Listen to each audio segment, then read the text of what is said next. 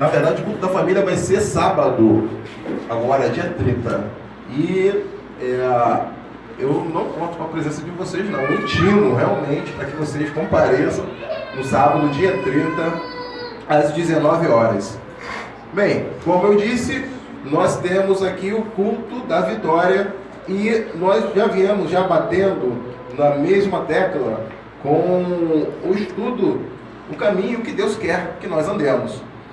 Na primeira semana nós falamos sobre finanças, o caminho que Deus quer que andemos nas nossas finanças. Semana passada nós falamos o caminho que Deus quer na nossa razão e emoção. Então nós fizemos um paralelo entre razão e emoção. E hoje nós iremos falar sobre o caminho que Deus quer. Eu esqueci. Eu esqueci. Sério, eu esqueci até meu nome agora. Deus quer que eu ande em minha identidade. Você tem a sua identidade? Tem. Você sabe quem você é? O ser humano hoje, hoje não, sempre, ele vem com aquela pergunta na sua cabeça: para que eu vim? Para onde eu vou? O que eu estou fazendo aqui? Quem sou eu? E a palavra de Deus, ele demonstra que você é um instrumento na mão de Deus, mais do que você mesmo pensa. Quem é você diante de Deus? Faça-se essa pergunta. O texto básico que nós iremos compartilhar essa mensagem encontra-se em Atos, no capítulo 9, o verso 5a e o verso 15b. Diz assim: quem és tu, Senhor? Eu sou Jesus, a quem tu persegues. Porque este é para mim um instrumento escolhido para levar o meu nome. Nós sabemos quem fez essa pergunta: quem és tu, Senhor? Sabemos que foi Paulo no caminho de Damasco, quando teve aquela visão do Senhor Jesus. Saulo, ele perguntou quem Jesus era, e o mestre, na verdade, ele respondeu que ele era aquele quem ele perseguia.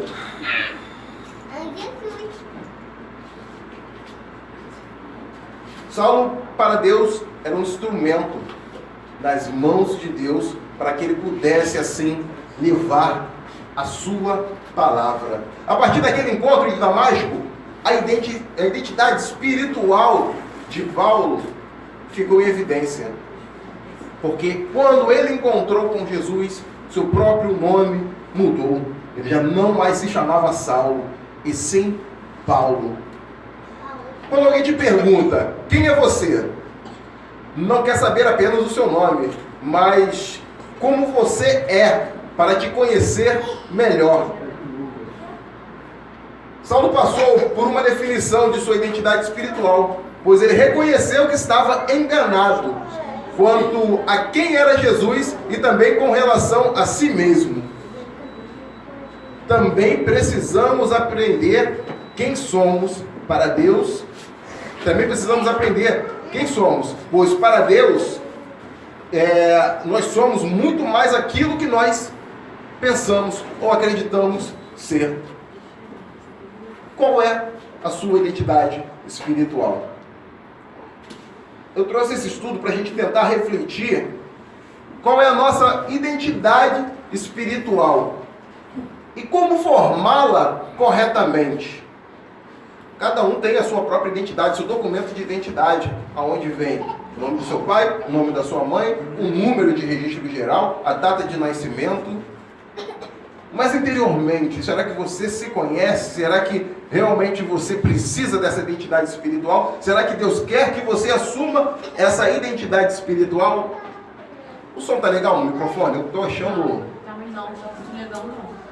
Tava fácil. Melhor? Melhor. Seu microfone? Não, eu já aumentei tudo. Dá para ouvir bem a minha voz aí no fundo? Você microfone. E às vezes nós não nos conhecemos como deveríamos nos conhecer. Às vezes achamos que somos coisa pequena. Mas Deus sempre está nos falando, nos mostrando que nós somos um instrumento precioso na sua mão, para poder assim levar o seu reino para esse mundo que tanto precisa. Mas nós temos que reconhecer alguns pontos importantes para sabermos qual é a nossa identidade. Primeiramente, nós temos que saber: você é conforme anda. Nós temos que saber como nós andamos. Andar com Deus exige fé. Você é conforme onde anda. Salmos capítulo 1, verso 1. Bem-aventurado o homem que não anda no conselho dos ímpios, não se detém no caminho dos pecadores, nem se assenta na roda dos escarnecedores. A personalidade de uma pessoa, ela é formada no ambiente em que vive e com as pessoas que convive. Por isso, como a própria palavra de Deus diz em 1 Coríntios, no capítulo 15, no verso 33, não vos enganeis, as más conversações corrompem os bons costumes. Se a gente fizer um teste, uma experiência, pegar duas crianças gêmeas e separar, vamos criar uma na Barra da Tijuca e a outra, vamos criar, fala o nome de uma favela aí, braba, Adão. Elas terão a mesma personalidade por ser gêmeos idênticos? A mesma criação, os mesmos costumes, a mesma educação? Não terão. Ambientes totalmente diferentes. Não quero dizer que Chapadão só existe pessoas ruins. Não é isso. É como nós sabemos, um lugar perigoso tem muita influência negativa, principalmente para as crianças, para os jovens, para os adolescentes. E a palavra mesmo, como eu li, as más conversações corrompem os bons costumes.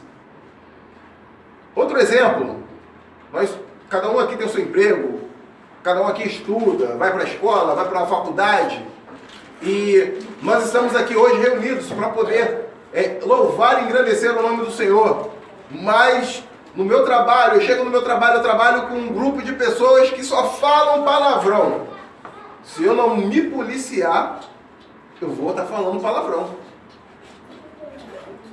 Então esse é um exemplo que nós temos que ver e analisar aonde nós andamos, para conhecer a nossa identidade espiritual. Jesus, ele é um novo modelo de personalidade a ser seguido para nós reaprendermos a andar em conformidade, não em conformidade com a vida mundana, mas em conformidade com a vida espiritual. Em 1 João, no capítulo 2, no verso 6, diz: aquele que diz que permanece nele, esse deve também andar assim como ele andou. Se você quiser passar por uma mudança na sua identidade espiritual, você precisará mudar o ambiente e procurar pessoas melhores para se conviver. Eu não estou dizendo que você deve abandonar as suas amizades, eu não estou dizendo que você deve menosprezar os seus colegas, mas você tem que ter a ciência. No momento que você fala, eu sou de Cristo, você tem que ter a ciência de que nem todas as conversas, nem todas as amizades, nem todos os colegas vão servir diariamente para você. Nós temos que aprender a andar os passos de Jesus. Segundo aspecto, você é o que vê. Nós temos o texto básico em Lucas, no capítulo 11, no verso 34. Vocês podem ler para mim, por favor? São os teus olhos a lâmpada do teu corpo. Se os teus olhos forem bons, todo o teu corpo será luminoso. Mas se forem maus, o teu corpo ficará em trevas. Amém. O que vemos, ou da mesma maneira como enxergamos as coisas, isso também molda muito o que nós nos tornamos, molda a nossa identidade espiritual. Por isso Jesus ele deixou esse ensinamento sobre os olhos bons e os maus. Os olhos têm a finalidade de mostrar para onde vamos ou as opções que temos. Mas os olhos também têm a alternativa de se fecharem para não olhar, porém até quando não queremos. Os olhos do homem nunca se satisfazem. Provérbios capítulo 27, verso 20. Os olhos revelam muitas verdades, mostrando o que a pessoa realmente está sentindo. Devemos cuidar bem do que vemos e fazer um propósito, assim como o Salmo 101, verso 3. Não porei coisa injusta diante dos meus olhos. Além disso, em Provérbios, no capítulo 3, versículo 7, também diz: não sejais sábios os teus próprios olhos, pois todos os caminhos do homem são puros aos seus olhos, mas o Senhor pesa o espírito. Devemos, com certeza, cuidar de como olhamos as coisas, pedindo sempre ao Senhor que abra os nossos olhos espirituais para entender o que é invisível aos olhos carnais. Podemos também comparar nossa visão como uma câmera que só capta imagens que para ela são apontadas. E de fato, o Vitor está aqui com a câmera só está captando a imagem para que ele está apontando. A qualidade de uma imagem baseada na intensidade da luz e ambiente, ela também reflete, assim como os nossos olhos filmam tudo o que vivemos. Mas precisamos ser luz para que tudo seja conforme o brilho de Deus em nossas vidas. Ou seja, tudo que brilha, tudo que chama a atenção, os nossos olhos logo apontam. Nossos olhos começam a observar, a captar. Mas além de olhar tudo isso, nós temos que saber que nós somos luz nesse mundo. Nós temos que refletir a luz ao invés de ser capturado por qualquer ponto de luz. Aprender a olhar baseado na luz de Cristo. Isso que nós devemos aprender. O próprio Senhor Jesus Cristo diz: se teu olho te fizer pecar, arranque-o e jogue fora, porque é melhor você entrar no reino dos céus sem um olho do que você ser condenado ao inferno por causa desse teu olho. Você é o que você ouve. Gente, não sou eu. Parece, mas não sou eu não. Romanos capítulo 10, verso 17. Daniele, o que está escrito ali? A fé é pelo ouvir, e ouvir pela palavra de Deus. O que ouvimos também influencia muito os nossos traços de personalidade. Muitas pessoas vivem hoje uma vida que ouviu alguém dizendo que seria.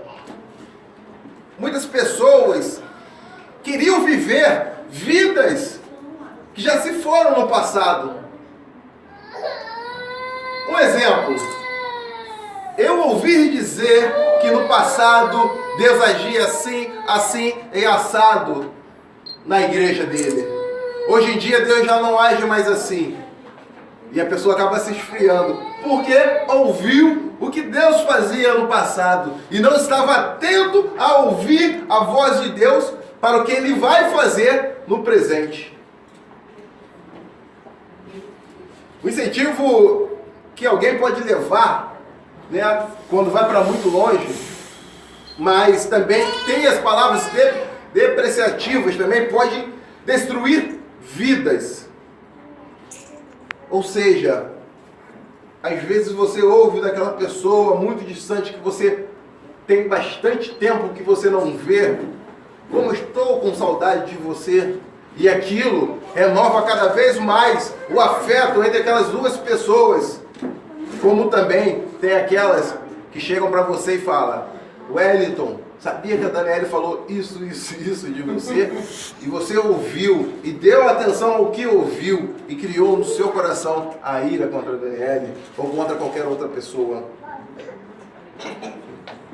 Provérbios, no capítulo 19, no verso 20, diz: ouve o conselho e recebe a instrução, para que sejais sábio nos teus dias por vir.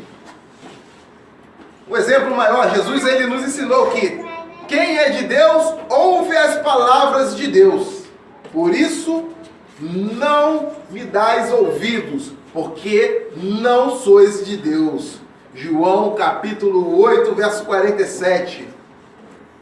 Precisamos muito ouvir e praticar para que nossa vida não desmorone nas tempestades. Jesus também disse que o homem bom, do bom tesouro do coração, tira o bem. Lucas capítulo 6, verso 45. Então, se você ficar muito tempo com uma pessoa fofoqueira, possivelmente se pegará falando algo que não viu. O que consiste numa fofoca? Olha, eu vi o irmão. Se você ouvir muitas reclamações e críticas e não souber diferenciar a motivação destas, corre também o risco de se tornar um murmurador. Murmurador, Vitor? Não. Estou falando. Meu Deus! Porém, se você buscar informações sadias e ouvir coisas boas, também logo o seu coração transbordará de edificação para quem ouve. Devemos aprender a ouvir coisas que edificam. Devemos aprender coisas que edificam. Não foi murmurador, não. Foi teimoso que você falou, né? Quarto passo. Você é o que sente. Provérbios, capítulo 4, verso 23. Henrique. Sobre tudo que se deve guardar, guarda o coração, porque dele procedem as fontes da vida. Não sabia que tu sabia ler não, meu irmão. Não sabia que tu sabia ler não. A vida ela é tão rápida para perdermos tempo com ressentimentos. Por isso o sábio escreveu nesse provérbio que precisamos guardar o nosso coração para não se contaminar com coisas ruins, porque dele procedem as fontes da vida, de onde consequentemente brotariam. Jesus também ensinou a não deixar o coração ficar sobrecarregado. Lucas capítulo 21, verso 34. Pois se o nosso coração nos acusar, certamente Deus é maior do que o nosso coração e conhece todas as coisas. Glória a Deus. Perdão, em 1 João, capítulo 3, verso 20. Então nós precisamos encher o nosso coração de coisas boas e pedir ao Senhor que nos avalie de todo o peso, alivie de todo o peso do pecado. O ser humano ele é sensorial ou influenciado por sensações. A Angélica, que é psicóloga, pode muito bem falar isso. A emoção, ela orienta muito nas nossas decisões tomadas. As piores atitudes são frutos de maus sentimentos. Infelizmente, nós vivemos em uma sociedade dominada pelo hedonismo, onde cada um faz o que sente vontade. Ah, quem cuida da minha vida sou eu, quem paga as minhas contas sou eu, então, se eu quiser parar com o meu carro no meio da rua, fechando o trânsito, eu vou parar. Posso ser multado, mas eu pago, mas eu vou parar e vou prejudicar o trânsito todo. Não tô nem aí, ó, o pessoal que tá vindo cansado do trabalho, que quer chegar em casa para descansar. A questão é fazer o que eu quero, independente se a pessoa, o próximo, né, o cidadão vai sofrer com a minha atitude.